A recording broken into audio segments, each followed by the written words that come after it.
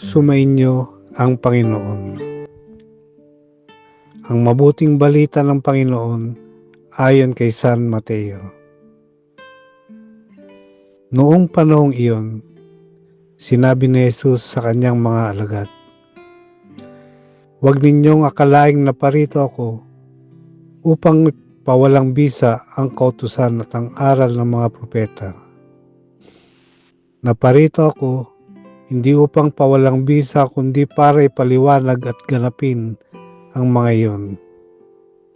Tandaan ninyo ito, magwawakas ang langit at ang lupa, ngunit ang kaliit-liitang bahagi ng kautusan ay di mawawalan ng bisa hanggat hindi nagaganap ang lahat. Kaya't sino man magpawalang halaga kahit sa kaliit-liitang bahagi nito, at magturo ng gayon sa mga tao, ay ibibilang na pinamababa sa kaharian ng Diyos. Ngunit ang gumaganap ng kautusan at nagtuturo na tuparin iyon ay ibibilang na dakila sa kaharian ng Diyos." Ang mabuting balita ng Panginoon.